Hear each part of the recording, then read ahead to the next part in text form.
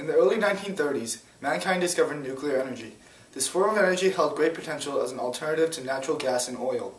However, the discovery of nuclear energy also meant the harnessing of that energy to be used as weapons. Eventually, the U.S. amassed a nuclear stockpile.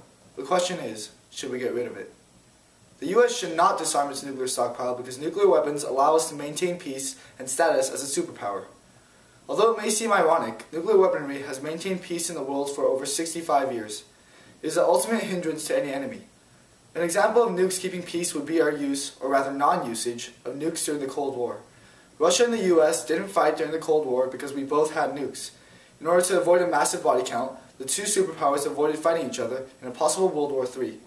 Thus, a larger conflict was avoided thanks to the fear of a nuclear war. Furthermore, nuclear weaponry allows the U.S. to stay on top of the world as a military superpower. The U.S. does not have the largest standing army in the world. Indeed, China has a far larger army than the U.S. However, the U.S. does boast a strong nuclear arsenal that allows it to compete against China's military power. Many critics claim that nuclear weaponry isn't necessary to maintain peace. The only way for there to be a balance of powers between nuclear nations is if every nation gets rid of its nuclear arsenals at the same time. However, this is an idealistic fantasy because weaker nations fighting for power are sure to hide a few warheads to maintain an advantage over other countries. An example of this today would be North Korea's refusal to abide by global policies placed on nuclear proliferation. Additionally, proponents of nuclear disarmament claim that even if we disarm our nuclear stockpile, we don't have to make it public, thereby removing the threat of other nuclear countries taking advantage of us. In this fashion, proponents of disarmament assert that we can maintain peace by making other countries assume we still have weapons.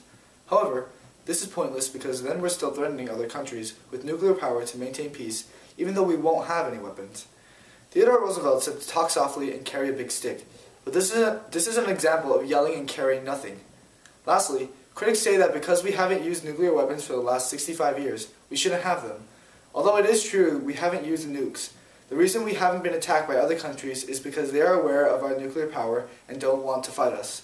Simply put, it's because we have nukes that we don't have to use them. In conclusion, a nuclear stockpile maintains peace and power for our nation. God bless America. Thank you.